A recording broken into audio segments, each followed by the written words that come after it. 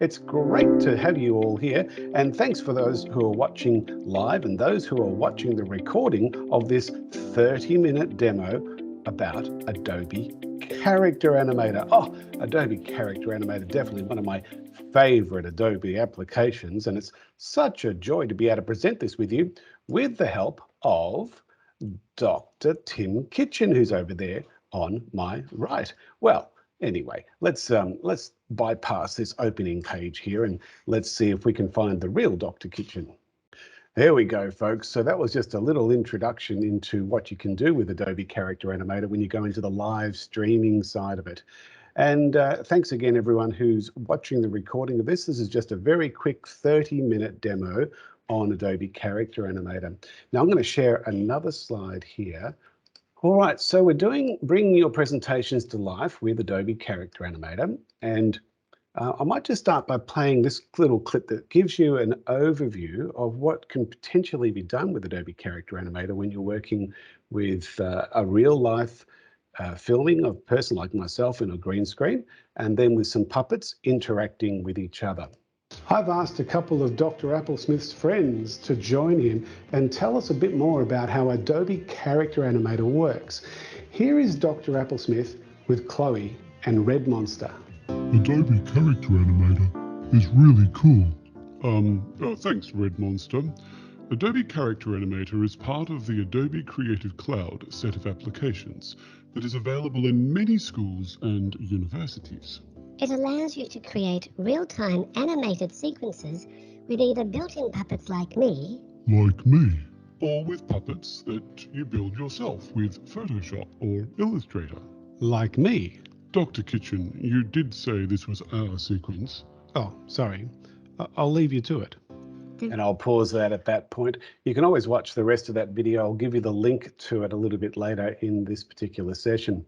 So let's start by, we're not going to start by creating a puppet. We're going to start with starter mode, which is a great way to get started with Adobe Character Animator. So I'm in the application now, and when you first open up Character Animator, it takes you directly into what's called starter mode, and you'll see a bunch of puppets that are available for you to use straight away.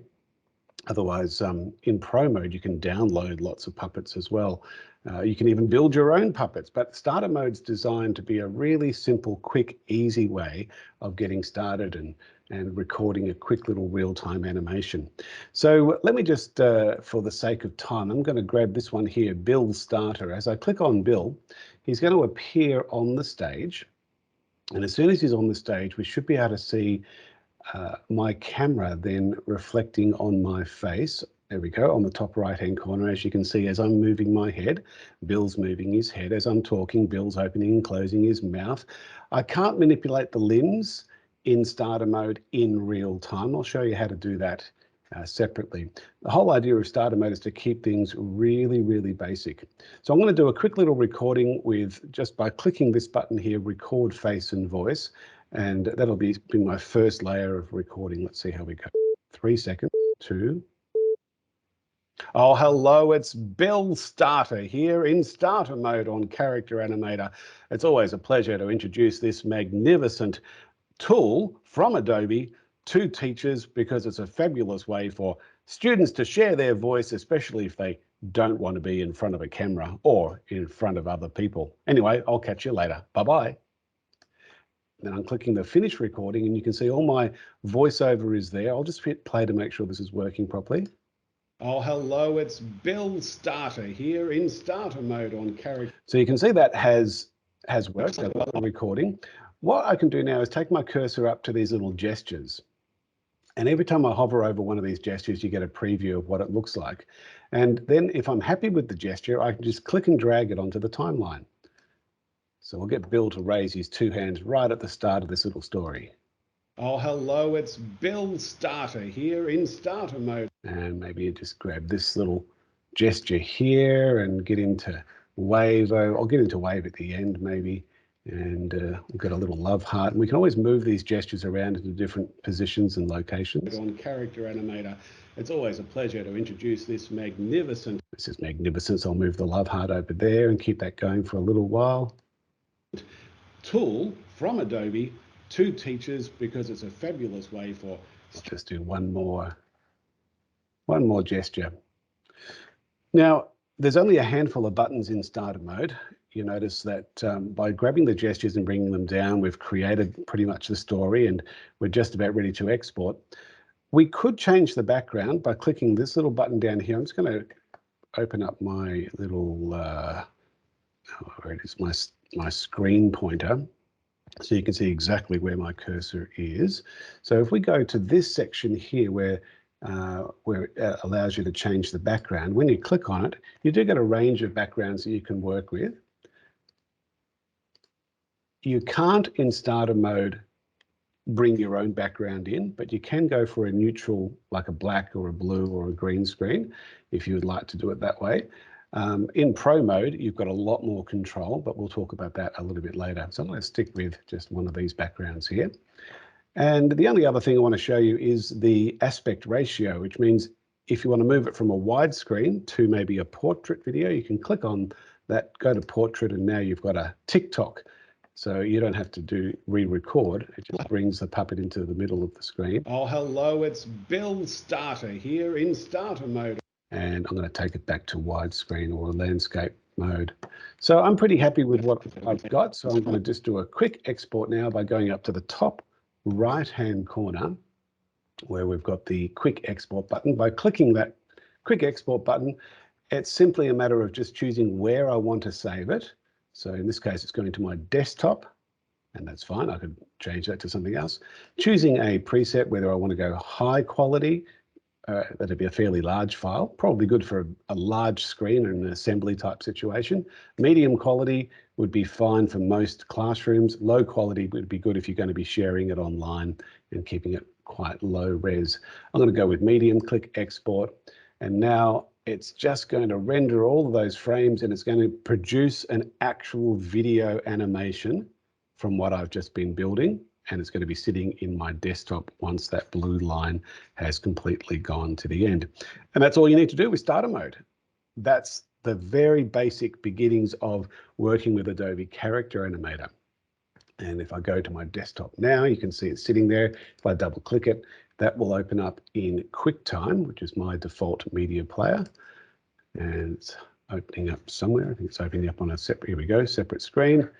And now I can play that as a video. Oh, hello, it's Bill Starter here in... Anyway, you get the idea. It's going to move that off the screen again and close that down, because once we've mastered starter mode, and it doesn't take long to master starter mode, what you can do then is go into Pro mode. And at the top right-hand corner, you move from starter to Pro, use Pro. And if you've started in starter mode, it actually brings all your layers and you can then control and manage a lot more, have a lot more control over your production in Pro mode. And you can do all sorts of things like get rid of the background, change it, bring in a different background, and have a lot more control. But what I might do now, instead of going into those features, I want to show you how to create your own puppet in Character Animator. Once you're in Pro mode, what you can do is jump up to the File drop-down menu and go down to where it says Open Puppet Maker. And when you click on that little widget, little program within the program, it will come up with a range of different templates for you to build a puppet. It's all up here on a separate screen. I'm just going to fix that up. There we go. I'll just encourage everyone to have their microphones muted while we're running through this. Now, you can see I've gone into Puppet Maker mode by going File, Open Puppet Maker, and I could start by just choosing any one of these puppets here as my starting point. So if I chose Lacey, for instance, by clicking Lacey, then Lacey should appear, although what's happening now is that, there we go, it's coming onto a second screen. It looks like I'm live streaming, but you're not seeing that. That's not a problem. It's just distracting me, not you, but it doesn't matter. So what's happening now is I've got my template to start with, and as I start scrolling down in the Puppet Maker view, we can start making changes, like change the head shape, change the skin color, change the hair top,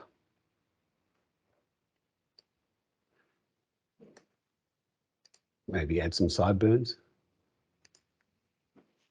And so we've got a totally different look and feel for our puppet as we start moving through these different options. Go for a different color and different eyebrows, and look just different positions for the eyes, and get rid of the bag of eyes. I apologize about my dog in the background there. As we move down, we can actually go into different ear shapes and ear size and nose.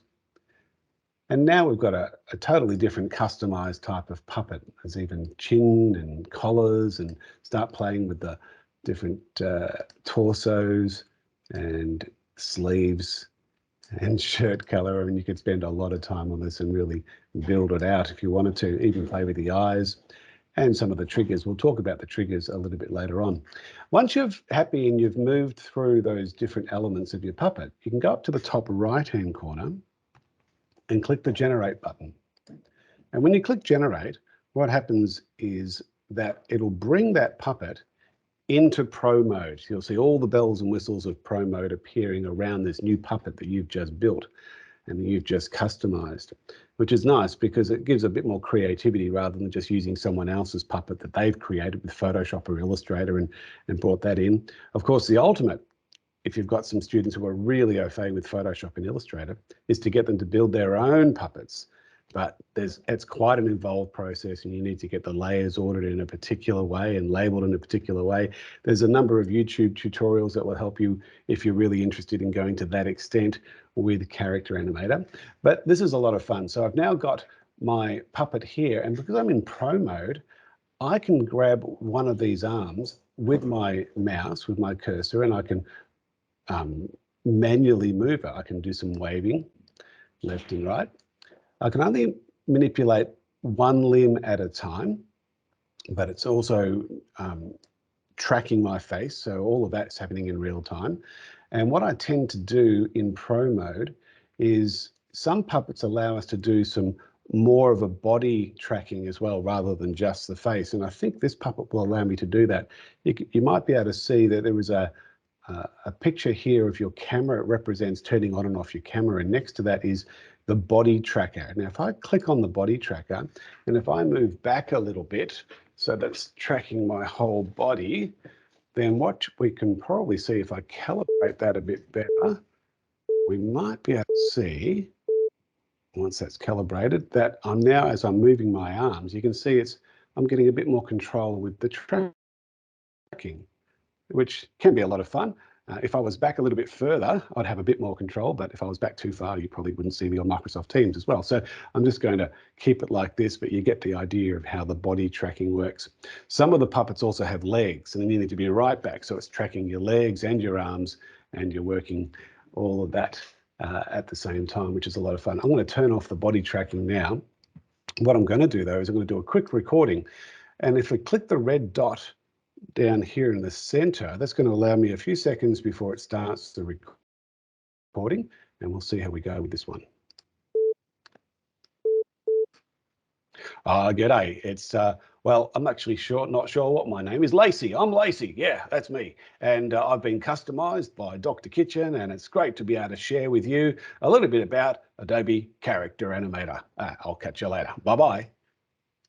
And as I press stop, everything that I've recorded is now sitting there in the layers. My audio, all my movements are sitting there. And what I tend to do now is take the playhead, this little blue line, take that back to the start of the timeline. And then when I click the record button, it could override everything I've just recorded unless I go and turn off the camera and turn off the microphone. And so by doing that, that's one way of isolating and just keeping what you've done. The other thing is to have a look at all your different properties here, and you can actually switch off the red dots. That means it won't record over certain things, but it's probably easier just to turn off your camera and your microphone, because I want to manipulate the left arm now. So I'm going to hit record again, and I should be able to hear in playback. G'day. It's well, I'm actually not sure what my name is. Lacey. I'm Lacey. Yeah, that's me. And I've been customized by Dr. Kitchen, and it's great to be able to share with you a little bit about Adobe Character Animator.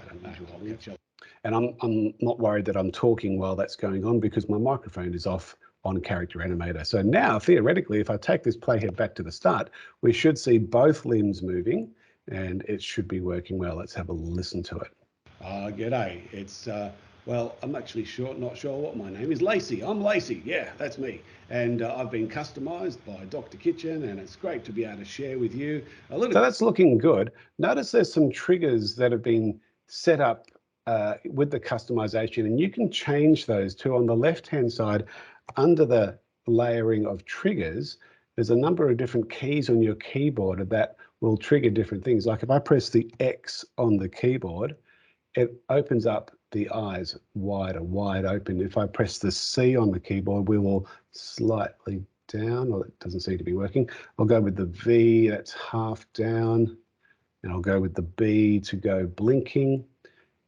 So I can manually blink just by clicking the B, or I could be blinking myself because it tracks your eyelids as well as your recording. And you can customize those triggers when you're building your puppet, and which makes things a little bit easier when you're actually doing the recording, which can be a lot of fun as well. Let's see if I can get rid of the background here to see if there's a background trigger. Sometimes there is. Let's see if I can change it manually by going to a transparent color with the background button here. I'm going to turn off my live streaming because that's distracting me. No, it doesn't look like I've got it with this puppet. So what you can do sometimes is find where the background is, or when you're building your initial puppet, you just don't have a background at all. Let's see if I've got it in the layers. Doesn't look like it. So let's assume that it was a transparent background, or if there is, what you can do is bring in your own background. Maybe it's a slide on PowerPoint or Keynote that you want to bring in and have the puppet interact with the slide. So to emulate that, I'm just jumping into my Keynote deck here that I shared at the start. So let's say it's this slide here that I want to bring in. So I'm going to make that a bit bigger, not that big, make it about that big. And I'm going to do a quick screen grab of this slide. So I've got that now as a still image. Once you've got it as a still image, either a JPEG or a PNG, you can import it into your Character Animator application. So if I go to File and Import, and then go and find where it's been saved, and then click Import, that will sit up here in the top left-hand corner as an asset. Once it's there as an asset, you can click and drag it onto the stage, and it'll appear on your timeline. And if you want to manipulate it, make it bigger or smaller, in this case I need to make it bigger, I can go over to the right-hand side where it says transform, and I've got a lot of tools here that help me to either scale it or move it around. I'll just go to the scaling tool and grab the 100% and just increase that a little bit more so it fills the screen, and then that could become my background. And then if I want to have it as a background, I need to layer it. At the moment, it's layered above Lacey, so that's why I'm hiding Lacey. But if I drag it down below Lacey, then it becomes your background. But because Lacey's got a permanent background there, it's ruining my effect. But that's the theory of it, and usually that works when you've got a transparent puppet. So it's worth just experimenting and playing with those different options and tools. Now, there's a few other features that are worth looking at. I recommend, because I'm recording this, I'm not going to show you now some YouTube clips because I'd be breaching copyright if I did that. But if you go to YouTube and do a search for Character Animator and Donald Trump, you'll find there's some wonderful little cartoons that have been built in Character Animator by Stephen Colbert's Late Show and his production team. They use it regularly as a way of interacting with puppets and celebrities, and they do amazing work. So that's a lot of fun to look at and show your students to inspire them on how they could use Character Animator and see how it's being used in industry. The other thing, as I mentioned right at the very start of this session, is that this is a great way for students to be able to share a voice when they don't want to necessarily be in front of an audience or be in front of a camera. And we find there's a lot of students that we teach that just get really anxious when a camera is put in front of them or they're asked to present something. But if they're a puppet, if they're pre-recording it, and then they're doing it that way, then it opens up a whole new world for them. and suddenly they're sharing a voice in a creative way. And it's been fantastic to hear stories of teachers all over the world who are doing exactly that and opening up a new world for their students who normally would be hiding their voices in various ways. So the last thing I want to quickly show you now is how to do a live stream. And it's a little bit hard to do that with just the one screen that I'm sharing here. But this button, which is next to the background button, when you activate that and you've got another screen connected to your computer, just the environment that you're seeing here will appear on your second screen. Now I can emulate that by stopping the sharing of this character animator screen, and then I'm going to share my other screen, which has got the live stream version. And this is how I started today's session. You would have seen that little character at the very beginning. So let me just share this screen now. And what you can see is just the live feed. So if I start manipulating with my initial screen, I'll just turn the camera and the microphone back on. And as I'm moving with my original character animator screen, it seems to have frozen on me, which is not good. How do we get that back? Something, this always happens when it's a live event. I'll just recalibrate and see if that fixes it. No, okay. I'm having a few little issues here, but normally it's fine. What I might do is just go into a different character and see if we can get that working so you can see it. So I'm just opening up a different character now. I'll stop sharing while that's happening because this character wasn't working that well for me. I'll just go through that process again. And so yeah, Chloe's working. I've just opened up Chloe and I'll reshare the live screen version. So you can see Chloe in a black background. You can see Chloe's reacting as I'm moving my head left and right. And if I grab Chloe's arms, I can make Chloe move as well and wave to you and be talking. And of course, I should use a Chloe voice when this happens, and maybe just grab the other arm, move that down a little bit.